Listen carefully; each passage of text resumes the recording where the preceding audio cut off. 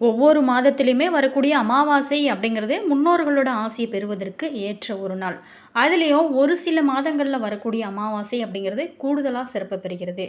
தை அமாவாசை, ஆடி அமாவாசை, புரட்டாசி மாதங்களில் வரக்கூடிய அமாவாசை போல் இந்த ஆணி மாதத்தில் வரக்கூடிய அமாவாசையுமே ரொம்ப ரொம்ப சிறப்புடையது. இதை ஆஷாட அமாவாசை அப்படின்னு சொல்கிறோம்.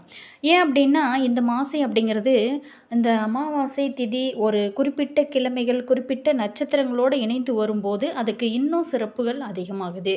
ஸோ அப்படி இந்த மாதத்தில் அமாவாசை வரக்கூடிய நாளில் என்ன ஒரு சிறப்பு இருக்குது? இந்த ஆஷாட மாதம் அப்படின்னு சொல்லக்கூடிய இந்த ஆணி மாதத்தில் வரக்கூடிய அமாவாசைக்கு ஆஷாட அமாவாசை அப்படின்னு பெயர். தமிழ் ஆண்டோட 4ஆவதாக வரக்கூடிய இந்த அமாவாசை நமக்கும் சரி, நம்மளுடைய சந்ததிகளுக்கும் மட்டும் இல்லாமல் நம்மளுடைய முன்னோர்களுக்கும் பல நன்மைகளை கொடுக்கக்கூடிய மாதம்தான் இந்த ஆணி அமாவாசை. மேலுமே இந்த நாளில் முன்னோர்களோட சிவன் விஷ்ணு வழிபடுவதற்கு ஏற்ற ஒரு நாள். இந்த ஆணி அமாவாசையில் வரக்கூடிய இந்த அமாவாசை கண்டிப்பாக பித்ரு தர்ப்பணம், பிண்டதானம், காயத்ரி ஜபம் இது எல்லாமே செய்வதற்கு ஏற்ற ஒரு நாள். இந்த ஆணி மாத அமாவாசையில் முன்னோர்களுக்கு தர்ப்பணம் கொடுத்து வழிபட்டால் குடும்பத்தில் என்னெல்லாம் நடக்கும்? சுபிட்சம் கண்டிப்பாக பெருகும் அப்படிங்கிறது தெரிஞ்ச விஷயந்தான். ஸோ இப்படி செய்யலை அப்படின்னா நமக்கு எந்த மாதிரியான தோஷங்கள்லாம் ஏற்படும்? இந்த அமாவாசை அப்படின்னாவே ஏன் நம்ம முன்னோர் வழிபாடு செய்கிறோம்? இந்த அமாவாசையில் நம்ம இந்த மாதிரியான விஷயங்கள் செய்யும்போது என்ன நம்மளுடைய வாழ்க்கையில் நடக்கும் அப்படிங்கிறத பற்றின ஒரு விரிவான தகவலை நம்ம இந்த வீடியோ மூலமாக பார்க்க போகிறோம். வீடியோவை கடைசி வரைக்குமே ஸ்கிப் பண்ணாமல் முழுமையாக பாருங்கள். அதுவும் பொறுத்த வரைக்குமே 12 ஆண்டுகள் தர்ப்பணம் கொடுத்த பலன்கள் கிடைக்கணும் அப்படின்னா இதை மட்டும் ட்ரை பண்ணி பாருங்கள். என்ன அப்படிங்கிறத விரிவாக நம்ம பார்க்கலாம். கடைசி வரைக்குமே ஸ்கிப் பண்ணாமல் முழுமையாக பாருங்கள். வீடியோ பிடிச்சிருந்தால் மறக்காமல் லைக் பண்ணுங்கள். இது போன்ற பல சுவாரஸ்யமான தகவலை நீங்கள் தொடர்ந்து தெரிஞ்சுக்கணும் அப்படின்னாலும் மறக்காமல் உற்சாகம் டிவி சேனலை சப்ஸ்கிரைப் பண்ணிவிட்டு கூடவே பாருங்கள் பெல் ஐக்கான் இருக்கும், அதையும் ப்ரெஸ் பண்ணிட்டு வாங்க வீடியோக்குள்ளே போகலாம். 12 வருடங்கள் பிதுர் தர்ப்பணம் கொடுத்த திருப்தியை முன்னோர்களுக்கு கண்டிப்பாக ஏற்படுத்துமா? நாங்கள் சொல்லக்கூடிய இந்த விஷயங்களை மட்டும் நீங்கள் ஃபாலோ பண்ணிங்களாவே நம்மளுடைய முன்னோர்களுக்கு மன நிறைவை தரும். என்ன அப்படின்னா இதனால் பித்ரு சாபம், பித்ரு தோஷம் உள்ளிட்ட அனைத்து விதமான தோஷங்களுமே நீங்கும். ஆனால் அதனால் இந்த நாளில் புனித நீராடுவது, மந்திர ஜபம் செய்வது, தானம் செய்வது இது அனைத்துமே பல மடங்கு புண்ணிய பலன்களை உங்களுக்கு கொடுக்கும். கண்டிப்பாக இந்த ஆணி அமாவாசையில் நம்ம ஒரு சில விஷயங்களை மட்டும் நீங்கள் ஃபாலோ பண்ணாவே போதும். இந்த ஆணி அமாவாசையில் பித்ருக்களோட ஆசைகளை பெறுவதற்கும் நம்மளுடைய ஜாதகத்தில் இருக்கக்கூடிய தோஷங்கள், கிரக கோளாறுகள், பித்ரு சாபங்கள் இது எல்லாத்தையுமே நீங்குவதற்கும் ஒரு சில குறிப்பிட்ட பொருட்களை மட்டும் தானமாக கொடுக்கறது ரொம்ப நல்லது. ஆஷாட அமாவாசை அன்னைக்கு ஏழைகளுக்கு கண்டிப்பாக உணவு, பணத்தை தானமாக கொடுக்கறது ரொம்ப ரொம்ப சிறப்பு. அது மட்டும் இல்லாமல் சூரியன் மற்றும் சந்திரனோட ஆசைகளை பெறுவதோட ஜாதகத்தில் இந்த 2 கிரகங்களோட பலத்தையும் அதிகரிக்க செய்யும். ஆயுள், ஆரோக்கியம், முகவசியம், அழகு, உயர பதவி, உடல் வலிமை, தலைமை பதவி, அதிகாரம், செல்வம், மனநிறைவு இது எல்லாத்தையுமே தருவது இந்த 2 கிரகங்களும் தான். அதாவது தடைகள் அனைத்துமே விலக வேண்டும் அப்படின்னா கண்டிப்பாக இந்த தானங்களை மட்டும் செய்யுங்க. அது என்ன அப்படிங்கிறதுக்கு முன்னாடி நம்ம இந்த அமாவாசை எந்த டேட்டில் வருது, இந்த அமாவாசையோட சிறப்புகள் என்ன அப்படிங்கிறத நம்ம விரிவாக பார்க்கலாம். அதற்கப்புறம் ஒவ்வொன்றாக பார்க்கலாம். இந்த அமாவாசை அப்படிங்கிறது ரொம்ப ரொம்ப சிறப்பு வாய்ந்த ஒரு அமாவாசையாக இருக்குது. இந்த அமாவாசை பொறுத்த வரைக்குமே ஆணி மாத அமாவாசை ஜூலை 14ஆம் தேதி வரக்கூடிய இந்த அமாவாசையானது கூடுதலான ஒரு சிறப்பை பெறுகிறது. என்ன அப்படின்னா இது செவ்வாய்க்கிழமையில் வருவது கூடுதலான ஒரு சிறப்பை பெறுகிறது.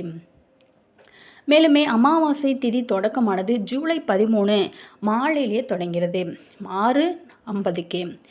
அமாவாசை முடிவு ஜூலை 14ஆம் தேதி பிற்பகல் 3:15 மணி வரைக்குமே இந்த அமாவாசை திதியானது இருக்குது. ஸோ இந்த நாளில் முன்னோர் வழிபாடு, தர்ப்பணம், பித்ரு காரியங்கள் செய்யக்கூடிய மிகச்சிறந்த நேரம்னு பார்த்தோமா காலை 6 மணி முதல் மதியம் 1 மணி வரைக்குமே நீங்கள் இதெல்லாம் செய்யலாம்.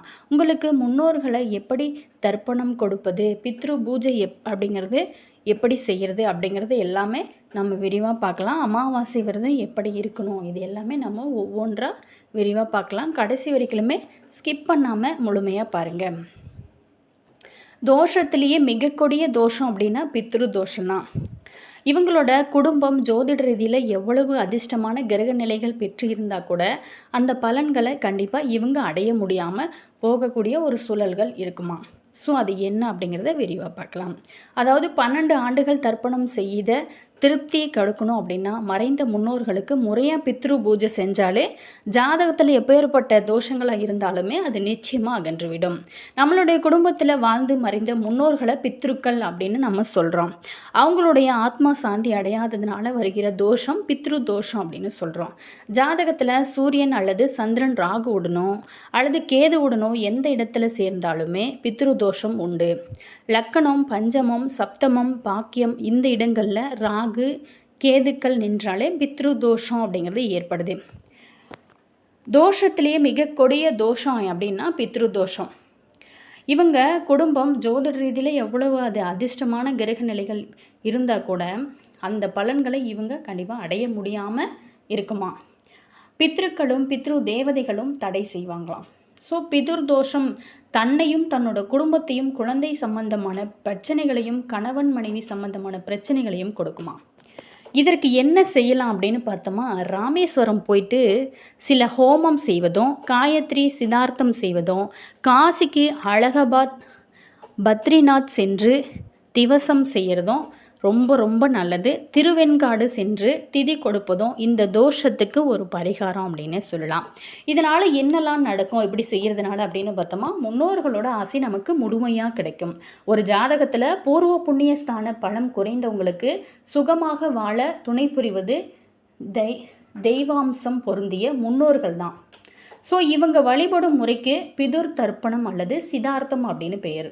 ஜாதகத்தில் சூரியன் அல்லது சந்திரன் ராகுவுடனோ அல்லது கேதுவுடனோ எந்த இடத்துல சேர்ந்தாலுமே பித்ரு தோஷம் அப்படிங்கிறது ஏற்படுமா. ஸோ தோஷத்தினால என்ன மாதிரியான பாதிப்புகள்லாம் ஏற்படும். பித்ரு தோஷம் இருக்கிறவங்களுக்கு திருமணம் சீக்கிரமாக நடக்காது அல்லது மிகவும் தாமதமாக நடக்கும். நடந்தாலும் விவகாரத்து ஏற்படுறதுக்கு வாய்ப்புகள் நிறையாவே இருக்கான். அதே மாதிரி பார்த்தோமா, ஒரு சில பேர்த்துக்கு கடுமையான உடல் உபாதைகள் மனநோய் காரணமாக வாழ்க்கையில் பிரச்சனைகள், சில பேருக்கு பல முறை திருமணம் நடக்கவும் வாய்ப்பு இருக்கான். கலப்பு திருமணம் நடக்கவும் பெற்றோருக்கு தெரியாமல் ரகசிய திருமணம் நடக்கவும் வாய்ப்பு இருக்கான். இந்த தோஷம் இருக்கக்கூடிய சில தம்பதிகள் ஒருவருக்கொருவர் உண்மையானவங்களாக நடந்து கொள்ள மாட்டாங்களாம். ஸோ இந்த மாதிரியான பிரச்சனைகள்லாம் நம்ம தவிர்க்கணும் அப்படின்னு நினச்சா கண்டிப்பாக இந்த மாதிரியான பித்ருக்களுக்கு செய்ய வேண்டிய சரியான முறைகளை நீங்கள் செய்கிறது ரொம்ப நல்லது. அமாவாசை அன்னைக்கு கண்டிப்பாக வீட்டு வாசலில் கோலம் போடக்கூடாது. அமாவாசை அன்னைக்கு கண்டிப்பாக காகத்திற்கு சாதம் வைக்கிறது ரொம்ப ரொம்ப நல்லது. இது சனி பகவானோட அருளையும் உங்களுக்கு பெற்றுக் கொடுக்கும். சரி, பித்ரு தோஷம்லாம் ஏன் வருது? ஆண் வாரிசு இல்லாத சித்தப்பா பெரியப்பா அத்தை சகோதரன் ஆகியவங்களுக்கு திதி கொடுக்காவிட்டாலும் கூட இது வருமா. அதே மாதிரி கருச்சிதைவு செய்து கொண்டாலும் இந்த தோஷம் வருமா. பெற்றோர்களோட இறுதி நாட்களில் அவங்கள சரிவர கவனிக்காமல் இருந்தால் கூட இந்த மாதிரியான பிரச்சனைகள்லாம் வருமா. அதனால் கூட மனவேதனை அடைந்தால் பித்ரு தோஷம் அப்படிங்கிறது வருமா. சரி, பரிகாரம் செஞ்சாலும் தீராத தோஷம், அதாவது பித்ருக்களோட சாபம் கடவுள் நமக்கு தரக்கூடிய வரங்களையே தடுத்து நிறுத்தக்கூடிய அளவுக்கு ஒரு சக்தி இருக்கான். சில பேர் ஏராளமான பரிகாரங்கள் தானங்கள் செய்கிறதும் துன்பத்திலிருந்து விடுபடுவதில்லை. தொடர்ந்து கஷ்டத்தையே நிறைய பேர் அனுபவிக்கிறாங்க. இதற்கான காரணங்கள் பல இருக்குது. அதில் ஒன்று தான் செய்ய வேண்டிய தர்ப்பணம் சிதார்த்தம் போன்ற பித்ருக்களுக்கான கடமைகளை செய்யாமல் இருந்தால் கூட இந்த மாதிரியான பிரச்சனைகள்லாம் வருமா. சிரத்தை குறைவோடு செஞ்சால் கூட இது ஒரு காரணமாக அமையுமா.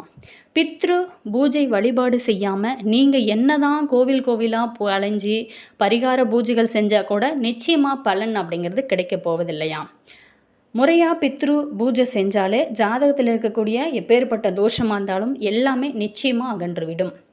தோஷ நிவர்த்தி நம்மளுடைய முன்னோர்களில் ஒருவர் இருந்த திதி பட்சம் தமிழ் மாதம் அறிந்து ஒவ்வொரு தமிழ் வருடமும் அதே மாதத்தில் அதே திதி இன்னைக்கு குடும்பத்தார்கள் அனைவருமே பிண்டம் செஞ்சு வைத்து வழிபட்டது அப்படின்னா இதுதான் சிதார்த்தமாகும்.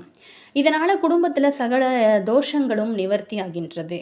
இந்த தர்ப்பணத்தை இதே போல் அமாவாசை திதிகளும் கூட நீங்கள் செஞ்சு வந்தீங்க அப்படின்னா மிக பெரும் நன்மைகள் நடக்கும். இந்த அமாவாசை ரொம்ப சிறப்புடையது. திதி தர்ப்பணம், அதாவது முன்னோர்களோட இருந்த திதி தெரியாதவங்க ஆடி அமாவாசை அன்னைக்கு அல்லது தை அமாவாசை அன்னைக்கோ மகாலய பட்சத்தில் வரக்கூடிய மகாபரணி மத்தியாஷ்டமி போன்ற ராமேஸ்வரம் அல்லது சொந்த ஊரில் இருக்கக்கூடிய ஏதாவது ஒரு கோவிலில் அல்லது ஆற்றங்கரை கடற்கரை வீட்டிலேயே கூட சிதார்த்தம் செய்வது ரொம்ப நல்லது. இதெல்லாம் நன்மைகளை கொடுக்கும். மாதம் திதி கொடுக்க முடியாதவங்க ஏதாவது ஒரு அமாவாசை நாளில் கண்டிப்பாக நீங்கள் இந்த மாதிரியான திதி கொடுப்பது ரொம்ப நல்லது. மேலுமே அமாவாசை திருவாதிரை சாதாரணமாக அமாவாசை அன்னைக்கு அனுஷம் விஷாகம் சுவாதி நட்சத்திரங்களில் வருவதனால அப்போது செய்கிற சிதார்த்தம் ஒரு வருடத்திற்குரிய திருப்தியை ஏற்படுத்துமா. திருவாதிரை புனர்பூசம் பூசம் நட்சத்திரங்களில் வரக்கூடிய அமாவாசை அன்னைக்கு செய்யப்படக்கூடிய பிதிர் தர்ப்பணம் 12 ஆண்டுகள் பிதிர்களுக்கு திருப்தியை ஏற்படுத்துமா. ஸோ பல்வேறான சாபங்கள் பல்வேறான தோஷங்கள்லாம் நீங்கணும் அப்படின்னா கண்டிப்பாக முன்னோர்களோட ஆசை அப்படிங்கிறது கிடைக்கணும்.